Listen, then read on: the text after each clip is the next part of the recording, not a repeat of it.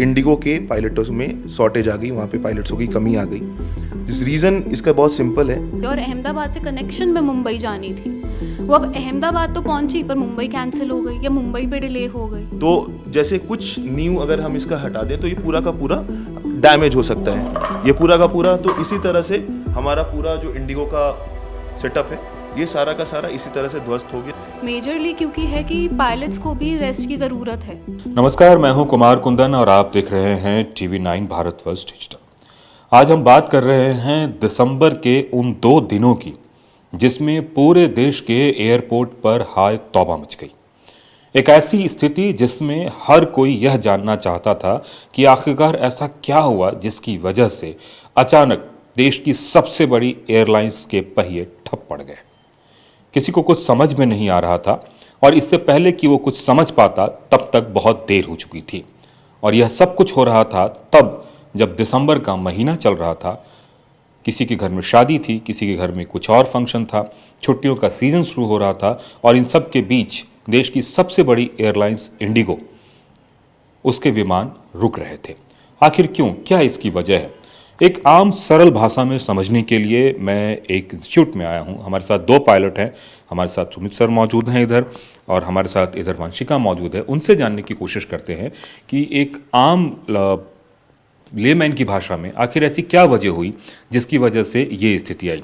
Sir, सबसे पहले मैं आपसे जानना चाहूँगा, आप बतौर पायलट भी हैं, फ्लाई भी करते हैं और इतने दिनों से देश में एविएशन सेक्टर में सब कुछ ठीक चल रहा है ऑलमोस्ट। अचानक ऐसा क्या हो गया कि 4th और 5th को लगा कि जैसे सब कुछ खत्म हो गया है? जी, ये इसी साल जून के महीने में एक FDTL का सर्कुलर आया था। हमारे जो वॉचडॉग है सिविल एविएशन की DGCA, उन्होंने एक सर्कुलर आया था FDTL से रिलेटेड। इस FDTL में क्या था, जो रेस्ट पीरियड है एक पायलट का, जब भी वो फ्लाई करता है तो उसे आराम करने की ज़रूरत है, क्योंकि नहीं तो वो फुल एफिशिएंसी के साथ काम नहीं कर पाएगा। तो उसी का जो घंटा है रेस्ट पीरियड का, उसको कम कर दिया गया और नाइट की लैंडिंग्स उसको भी कम कर दी गई, ताकि एक वेल रेस्टेड पायलट फ्लाई कर सके और सेफ्टी बनी रखे, क्योंकि DGCA का काम है सेफ्टी देखना, शेड्यूलिंग देखना। तो ये लागू हुआ, जो आप जान रहे हो कि ये दिसंबर के महीने में इसका लागू होना था और ये लागू हुआ। ये लागू होते ही इंडिगो के पायलटों में शॉर्टेज आ गई, वहाँ पे पायलट्सों की कमी आ गई। जिस रीज़न इसका बहुत सिंपल है, क्योंकि जितना कैलकुलेशन इंडिगो ने किया था वो कैलकुलेशन हो नहीं पाया। उसकी वजह से क्या हुआ, कुछ फ्लाइट्स होने के बाद उन पायलट्सों की FDTL ख़त्म हो गई। हम जहाज़ उड़ाते हैं सर, तो FDTL एक बहुत ज़रूरी चीज़ है और ये हमारे हाथ में नहीं होती है। हमें अपनी लाइसेंस का सुरक्षा करना है खुद, ध्यान रखना है। अगर हमने उस FDTL का पालन नहीं किया तो हमारे लाइसेंस पे बात आ जाएगी। इसीलिए हर एक पायलट अपना FDTL का ध्यान खुद रखता है और वो FDTL से ऊपर फ्लाई नहीं कर सकता है एज पर DGCA। मतलब जैसे ही 1 नवंबर से FDTL का फाइनल पोर्शन लागू हुआ, उसके बाद से फ्लाइंग आवर्स से लेकर तमाम तरह की चीज़ों के लिए एक पायलट बाध्य हो गया और उन्होंने अपने हाथ खड़े कर दिए कि भाई हमारा तो ये आवर्स है, इसके बाद हम उड़ा ही नहीं सकते। करेक्ट, बिल्कुल सही। और इसी वजह से ये ऐसा इफेक्ट क्रिएट हुआ, जिसकी वजह से पहले कुछ फ्लाइट्स कैंसिल हुए, फिर ज़्यादा फ्लाइट्स कैंसिल हुआ और इसकी वजह से एक रिपल क्रिएट हो गया, जिसके बाद हर एक फ्लाइट, जैसे लेट सपोज दिल्ली मुंबई हैदराबाद है, तो जो फ्लाइट को दिल्ली आने में डिले हुआ, उस सेम फ्लाइट को मुंबई भी जाना था, फिर उसमें डिले हुआ। फिर ऐसे होते होते वो डिले का आवर्स बढ़ता गया और जो हैदराबाद वाला जगह था वहाँ पे फ्लाइट कैंसिल हो गई। तो जिसे जिस टाइम पे वहाँ पे एयरक्राफ्ट को पहुँचना था वो वहाँ पे पहुँच नहीं पाया और उसकी वजह से ये रिपल इफेक्ट क्रिएट हुआ। रिपल इफेक्ट बोल सकते हैं इसको, डोमिनो इफेक्ट भी बोल सकते हैं। अगर आपके सामने एक छोटा सैंपल मौजूद है, अगर मैं दिखाना चाहूँगा सर, बिल्कुल ज़रूर दिखाइए। तो ये एक ऐसा मॉडल है जिसमें आप रिपल इफेक्ट को दिखा सकते हैं। तो जैसे कुछ न्यू अगर हम इसका हटा दें तो ये पूरा का पूरा डैमेज हो सकता है, ये पूरा का पूरा। तो इसी तरह से हमारा पूरा जो इंडिगो का सेटअप है ये सारा का सारा इसी तरह से ध्वस्त हो गया। मतलब इसको हम ऐसे समझें कि ये पूरा एक हब मॉडल पे अगर काम करता है जी, तो जैसे कि हम फिर से इसको क्रिएट करने की कोशिश करते हैं और ये हम जानने की कोशिश करते हैं कि जैसे कि सपोज कीजिए कि ये एक फ्लाइट है, ठीक है जी। ये दिल्ली से चला, ये पहले मुंबई जाएगा, ये यहाँ पे मुंबई जाएगा, मुंबई से फिर ये चेन्नई जाएगा। एक बात बता रहे हैं, अगर चेन्नई में कोई प्रॉब्लम हुई तो चेन्नई को में प्रॉब्लम आई तो उसकी वजह से 2 फ्लाइट और कैंसिल हो गई और उसका इफेक्ट फिर इधर आया, फिर ये भी गिरा और इसके ऊपर से पूरा सिस्टम रिबूट। हाँ, तो इसीलिए आप देख रहे होंगे कुछ फ्लाइट चल रहे थे, ऐसा नहीं था कि सारी फ्लाइट कैंसिल हो रखे थे। अगर आप देखो कि ये जो दो फ्लाइट्स हैं जो इससे वाद नहीं थे कि इन दोनों के ऑपरेशन से इनका कोई लेना देना नहीं था, तो ये फ्लाइट्स ऑटोमेटिकली अपने स्मूथली ऑपरेट करते रहे। और इसको टैकल करने के लिए भी इंडिगो ने कुछ सुझाव दिए, कुछ कट्स निकाले, और उस वजह से इसको कोऑर्डिनेट करके इसका भी ध्यान रखा गया। मैम, आपसे जानना चाहेंगे कि इस पूरे सिस्टम में आपने जो देखा, इस सिस्टम में ऐसी क्या परेशानी आई कि कुछ ही चल पा रहे थे और बाद में उनको कैलिब्रेटेड वे में सब कुछ करना पड़ा? अब देखिए, जब FDTL आया तो जो हमारी फर्स्ट फ्लाइट शेड्यूल थी, जैसे कि आप अगर दिन की एक फ़्लाइट देखें, अगर वही डिले हो गई क्योंकि पायलट शॉर्टेज हमको पड़ी, क्योंकि उनके पास रेस्ट पीरियड ही नहीं था because of the new rule, तो अब एक लैंड हुई लेट, उसके बाद जो उसके बाद वाली भी फ्लाइट थी वो भी डिले में गई। तो इसके बाद इन सबको ठीक करने के लिए कैलिब्रेटेड शेड्यूल कट के नाम से उन्होंने चीज़ निकाली कि हम कई फ्लाइटें गिनी चुनी कैंसिल करेंगे कि हमारा पूरा सिस्टम ना खराब हो। उसकी वजह से क्या करा, उन्होंने कई पर्टिकुलर फ्लाइट्स ली जिनके अंदर लोग कम है, पैसेंजर्स कम है, उन्होंने वो सब कैंसिल करनी शुरू हुई। कि मान लीजिए कि किसी में अगर कोई बोइंग है 200 की कैपेसिटी है, 200 से ऊपर की कैपेसिटी है, उसमें 25% ही अगर पैसेंजर्स हैं तो उसको उन्होंने कट कर दिया ताकि जो आगे की शेड्यूल फ्लाइट्स हैं उनमें वो थोड़ा सा चेंज करे और उनको वो ठीक रास्ते पे ले जाएं। पर फिर भी क्योंकि अब इतनी फ्लाइट्स कैंसिल थी और वो हमारा चलता रहता, हमारा रिपल इफेक्ट, उस सब को बंद करने के लिए अब उन्होंने कहा कि हमको एक दिन का ब्रेक चाहिए कि हमारा सारा शेड्यूल सब कुछ रीशेड्यूल हो पाए।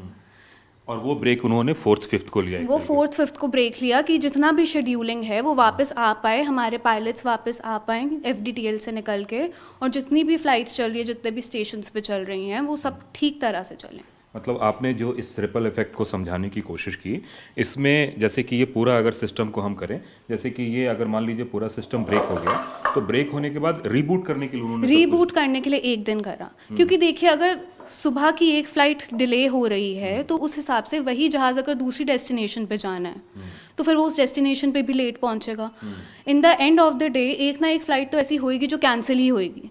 अब वो एक डेस्टिनेशन तो है नहीं, इंडिगो कर रहा है 100 डेस्टिनेशंस पे ऑपरेट, लोकली सबसे ज़्यादा मार्केट इंडिगो की है, राइट। तो अब एक डेस्टिनेशन तो इफेक्ट नहीं हुई, 100 जहाज़ इफेक्ट हुए तो उसकी मतलब 100 फ्लाइट्स इफेक्ट हुई। अब उस सबको रीशेड्यूल करने के लिए अब उनको एक दिन का रीबूट चाहिए था। मतलब कि वॉल्यूम इतना ज़्यादा था इंडिगो का कि उसमें फिर वो उस चीज़ को संभाल नहीं पाया। बिल्कुल यही बात है कि जब स्टेक होल्ड ही इतना है तो उस हिसाब से फिर कट भी ज़्यादा होगा। और यही चीज़ अगर दूसरे एयरलाइंस की बात देखें तो उनके पास वॉल्यूम इतना ज़्यादा नहीं था, इफेक्ट उन्हें भी आया लेकिन उससे संभाल लिया। बिल्कुल सही बात है। अगर किसी एयरलाइन से इंडिया इतनी अफेक्ट ही नहीं हो रही क्योंकि उनकी फ़्लाइट ही कम है, उनकी 1-2 फ्लाइट कट भी हो जाएगी तो उन्हें फर्क नहीं पड़ेगा, चाहे वो सेम परसेंटेज हो। 10% किसी एयरलाइन का एक जहाज़ होएगा पर 10% किसी इंडिगो का पर्टिकुलरली वही 10 से 20 जहाज़ है, मतलब 10 से 20 फ्लाइट्स, लगभग 3000 पैसेंजर्स, तो वो इसलिए ज़्यादा इफेक्ट उसका आ रहा है मार्केट में। सर, आपसे जानना चाहेंगे कि इस पूरे मामले में जब यह रिपल इफेक्ट हुआ तो उसके बाद सबसे पहले उन्होंने इस सिस्टम को चेंज करने की कोशिश की, राइट? जी सर। इस सिस्टम को एक तरीके से, अगर आपने देखा भी होगा, जब जंगल में आग लगती है तो हम एक थोड़ी दूर पे एक जगह और आग लगा देते हैं ताकि जब तक आग फैले वहां तक पहुंचने से पहले वो रुक जाए। तो जंगल में कभी कभी आग लगाया भी जाता है ताकि उस आग को रोक लिया जाए। ये सेम चीज़ हुआ है इधर इंडिगो के साथ भी, और इंडिगो ने अच्छी तरह से मैनेज करके इसको कंट्रोल कर दिया है और सारे ऑपरेशन दोबारा नॉर्मल हो चुके हैं। 10 फरवरी तक का एक्सटेंशन मिल चुका है एयरलाइन को। 10 फरवरी के अंदर अंदर एक हायरिंग स्पीयर चलेगा अपना इंडिगो एयरलाइंस का, और एक प्लान भी बनाया गया है इंडिगो के द्वारा कि आने वाले टाइम पे, आने वाले साल में 2026 में लगभग 900 पायलट्स की हायरिंग खुद इंडिगो करेगी। ये प्लान उन्होंने डीजीसीए को दिया है, सबमिट किया है। और in fact ministry of civil aviation हमारी पूरी अच्छी तरह से वॉच कर रही है इस पूरे प्रोसीजर को, ताकि इसको दोबारा से स्ट्रीमलाइन करा जा सके। इस पूरे स्ट्रीमलाइन को पूरा स्टेबलाइज करके सारे जितने पैसेंजर्स को दिक्कत हुई है उनको प्रॉपर रिफंड मिल सके, उनका पूरा ध्यान रखा जा सके।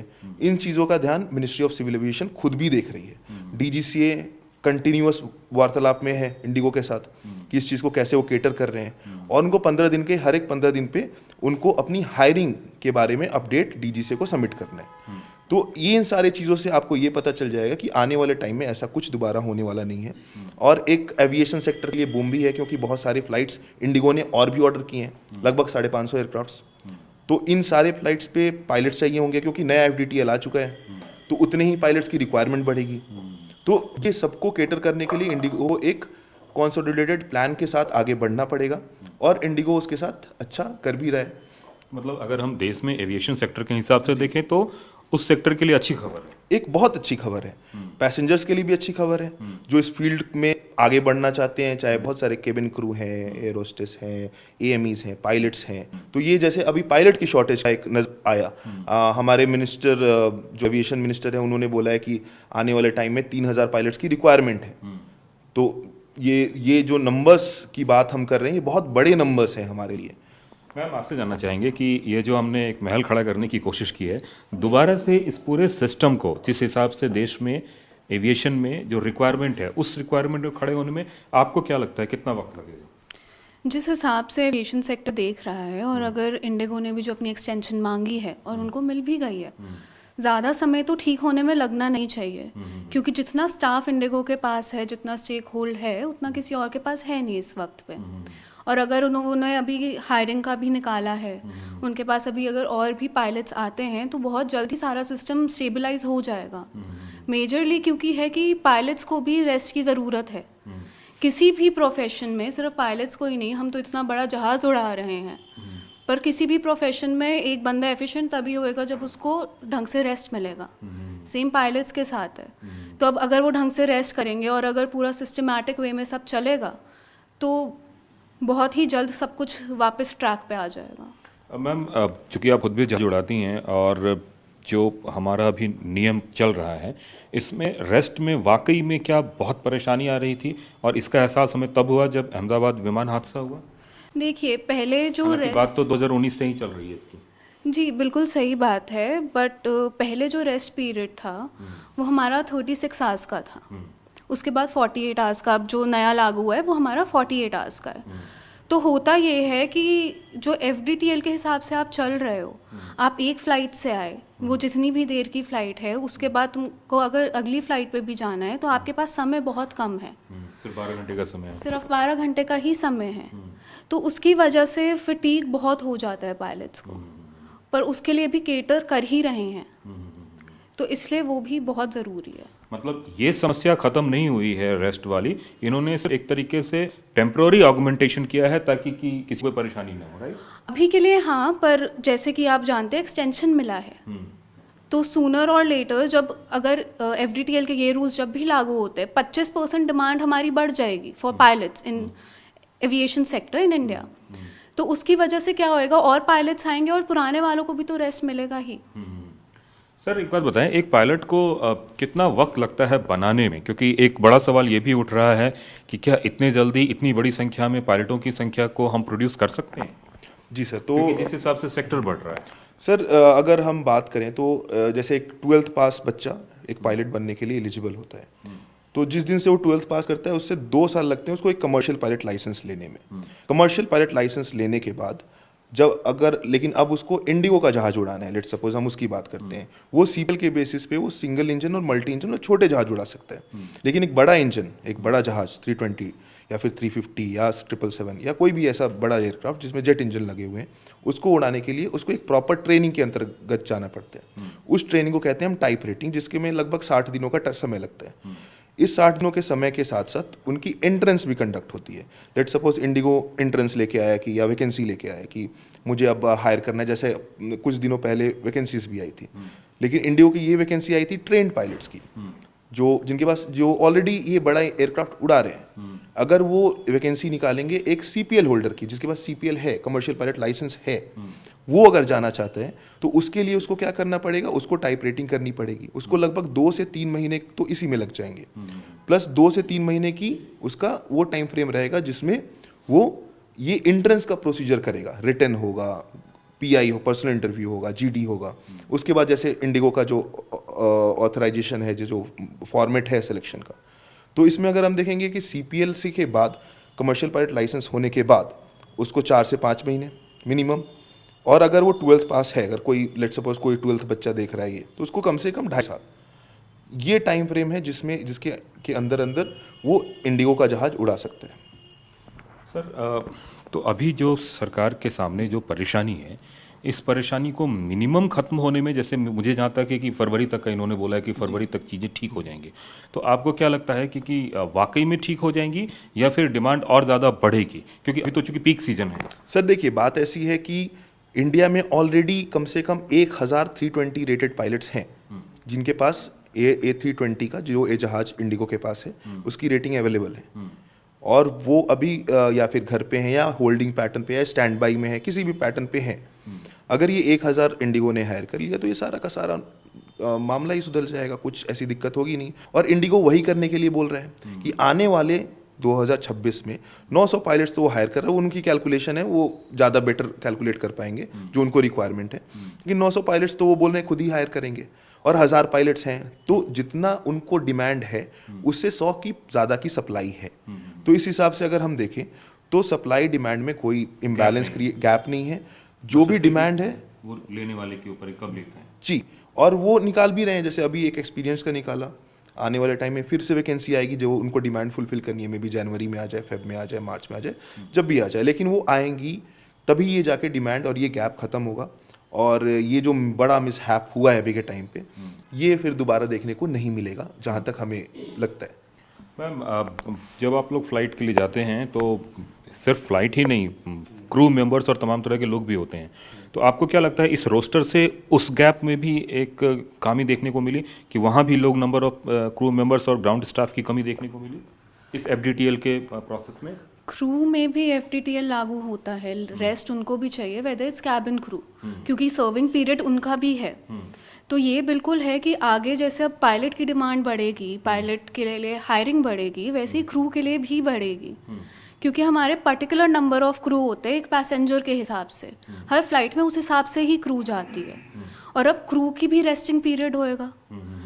तो और अभी हायरिंग वैसे चल रही है, इंडिगो की भी, क्रू के लिए भी चल रही है, तो अगेन वो डिमांड मीट हो रही है। जितने भी क्रू हैं वो भी, उनके भी अलग अलग शहरों में फ्रेशर्स के लिए भी इंटरव्यू चल रहे हैं विद इंडिगो, तो अगर वो पायलट के साथ भी आते हैं, नई वैकेंसीज आती है फ्रेशर पायलट के लिए, तो भी वो डिमांड वापस मीट होगी। तो बेसिकली ये जो सारा प्रॉब्लम हुआ उसमें उनके पास एक मजबूरी हो गई थी कि उनको कैलिब्रेटेड वे में इसको पूरा शट डाउन करना पड़ा ताकि इस पूरे सिस्टम को रिबूट कर सके। बिल्कुल सही बात है, क्योंकि अगर शट डाउन नहीं करते तो अगर एक फ्लाइट कैंसिल हो रही है दिन की, वो तो कंटिन्यूस आगे फिर एक फ्लाइट तो एक्स्ट्रा होती, वो कैंसिल ही होती जाती, वो कभी ठीक ही नहीं हो पाता। तो वो रीबूट करना भी ज़रूरी था, वरना पूरा टाइम ही डिले में चलती है एयरलाइन। और सर एक बात आपसे पूछना चाहूँगा, क्या आपको लगता है कि in terms of human resources, I mean pilot हो या क्रू मेंबर हो या कुछ भी हो, और इन टर्म्स ऑफ पैसेंजर्स, इन दोनों के कैलिब्रेशन में कहीं ना कहीं एयरलाइंस फेल हो गई, आपको ऐसा लगता है, या समझ नहीं पाई कि ऐसा कुछ हो भी सकता है? देखिए, जैसा इंडिगो ने खुद मिनिस्ट्री को बताया है और मिनिस्ट्री ने भी ये बात एक्सेप्ट किया है कि थोड़ी बहुत कन्फ्यूजन या मिसकैलकुलेशन इंडिगो की तरफ से हुई है, ये बात इंडिगो ने भी एक्सेप्ट किया है। तो हाँ, ये समझ सकते हैं कि हाँ मे बी थोड़ा बहुत मिस जजमेंट कह सकते हैं उसको, कि जज करने में, जो डिमांड है उसको जज करने में इंडिगो ने थोड़ी बहुत कमी हो गई, लेकिन उसको तुरंत से पहले उन्होंने फिर उसको सही भी कर लिया, ठीक है। और ये मतलब बिल्कुल, क्योंकि नया रूल, अभी ये ऐसा तो नहीं था कि पहले से ये रूल चलता आ रहा था तो इंडिगो को आइडिया हो कि हाँ ऐसा होने वाला है, ये एक नया रूल था। हाँ, आया था 6 महीने पहले से, लागू करने के लिए टाइम दिया गया था। एयर इंडिया में due to lack of aircraft या कुछ एयरक्राफ्ट ग्राउंडेड थे, तो उस वजह से एयर इंडिया को बिल्कुल 1% का भी फर्क नहीं पड़ा। लेकिन इंडिगो की इतनी बड़ी ऑपरेशन है, इतना बड़ा मास इम्पैक्ट है इंडिया के ऊपर, कि उसमें ये देखने को, ये प्रॉब्लम उनको देखने को लोगों को मिला, और इसको उन्होंने बहुत समझदारी से टैकल किया है, और आने वाले टाइम पे जो भी सरकार डिसीजन ले रही है उसको भी वो कोऑपरेट कर रहे हैं। सेम थिंग स्पाइस जेट के साथ भी हुआ, उसको भी बहुत ज़्यादा परेशानी नहीं हुई इससे? स्पाइस जेट तो सर, स्पाइस जेट की मैक्सिमम फ्लाइट्स तो अभी भी कैंसिल ही रह रही नहीं, लेकिन उसका मार्केट शेयर इतना बड़ा नहीं है, जैसा मैंने अभी आपको बताया।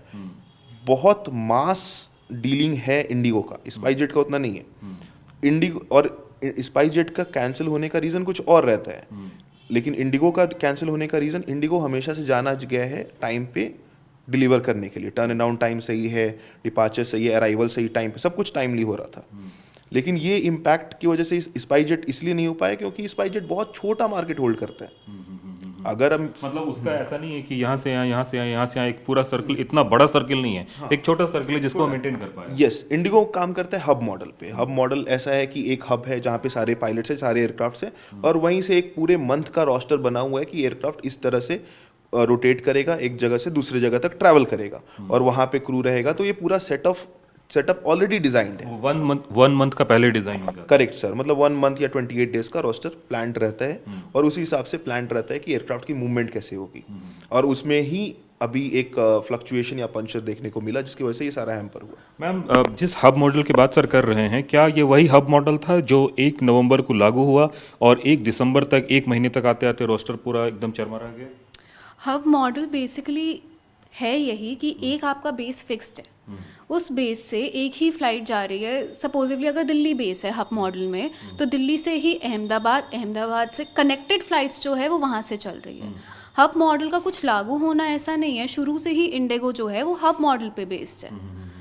तो अब आप ये सोचिए कि अगर आज एक फ़्लाइट दिल्ली से अहमदाबाद जानी थी और अहमदाबाद से कनेक्शन में मुंबई जानी थी, वो अब अहमदाबाद तो पहुंची पर मुंबई कैंसिल हो गई या मुंबई पे डिले हो गई।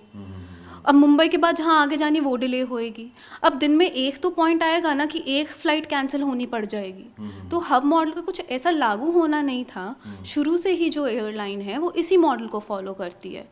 और ये भी बात सही है कि 2 दिन के डिलेज थे, पर जिस दिन उनकी 1 दिन का ऑफ था, जिस दिन रीबूट वाला सिस्टम था, उसके बाद 36% टाइम एक्यूरेसी से वो 78% टाइम एक्यूरेसी पे भी पहुंचे। तो वो उस पे तो काम कर ही रहे हैं, बट मुझे लगता है कि FDTL का जैसे ही इनको और थोड़ा समय मिल गया है, ये वापस ट्रैक पे तो आ जाएंगे। मतलब ऐसा भी हुआ कि क्रू मेंबर्स होटल्स में रेडी बैठे हुए हैं, लेकिन चूंकि रोस्टर में कुछ ऐसा हुआ जिसकी वजह से वो फ्लाई नहीं कर पा रहे, पता ही नहीं है कि मैं जाना कहाँ है। ये बिल्कुल सही बात है, क्योंकि एक फ़्लाइट अगर 1 घंटा डिले में है या एक फ़्लाइट कैंसिल हुई है, वो एयरपोर्ट पे ही नहीं पहुंची है, या एयरपोर्ट पे आ गई है तो वहाँ से लोग तो निकल गए हैं, पर अब पता नहीं है कि डेस्टिनेशन क्या है, क्योंकि वो इतना डिले हो चुका है। जब उसको दिल्ली पहुँचना था तब वो अहमदाबाद से निकल रही है। तो वो डिले पे डिले चल रहा था, और वो सिर्फ यही था, एक डोमिनो इफेक्ट या रिपल इफेक्ट था कि एक कैंसिलेशन हुई तो उसके आगे एक और हुई, फिर वो होते होते पूरा दिन ही ऐसे निकल गया। तो अब इसको समझने की जो कोशिश है, बहुत सरल भाषाओं में जो हमारे पायलट्स हैं उन्होंने समझाने की कोशिश की है, और इस बात को भी बताने की कोशिश की है कि उम्मीद करते हैं कि अगले 1 से 2 महीनों में, क्योंकि FDTL में जिस तरह का रिलैक्सेशन दिया गया है, उस रिलैक्सेशन से संभव है कि इंडिगो इसको कवर अप कर ले। लेकिन एक बात मैं और आपसे पूछना चाहूँगा कि इससे पायलट पे कितना असर पड़ेगा, क्योंकि ठीक है, घूम फिर के तो पायलट की स्थिति वही हो गई जो 2019 में हुई थी। नहीं सर, इससे पायलट्स को राहत ही मिलेगा। FDTL आने की वजह से पायलट्स को काफ़ी राहत मिलेगा, रेस्ट मिलेगा, और साथ ही साथ जो हमारे पायलट्स हैं जो ट्रेनिंग कर रहे हैं, या फिर एक जो कैरियर अपॉर्चुनिटी है जो लोगों को पायलट के लिए, वो भी काफ़ी बढ़ेगा। तो काफ़ी लोग को एम्प्लॉयमेंट भी जनरेट होगा। तो काफ़ी ये एक इंडस्ट्री के लिए एक प्लस पॉइंट है। राइट। चलिए, कई सारी चीज़ों से कुछ अच्छी बातें भी सीखने को मिलती है और कुछ बड़े दुष्परिणाम भी होते हैं। दुष्परिणाम ये निकला कि एक ऐसी स्थिति उत्पन्न हुई 3, 4, 5 दिसंबर को जिसकी किसी ने कल्पना नहीं की थी। लेकिन अच्छी बात ये भी है कि इसी बहाने नए रोजगार और नए अवसर प्रदान हो रहे हैं, चाहे वो पायलट्स के लिए हो या क्रू मेंबर्स के लिए हो, या फिर एविएशन सेक्टर से जुड़े हुए लोगों के लिए। एटलीस्ट जिस रेस्ट की मांग वो 2019 से कर रहे थे, उस पर गंभीरता से अब शायद सरकार सोचे, और विमानन कंपनियां भी। कैमरामैन सुनील के साथ कुमार कुंदन, TV9 भारतवर्ष, दिल्ली।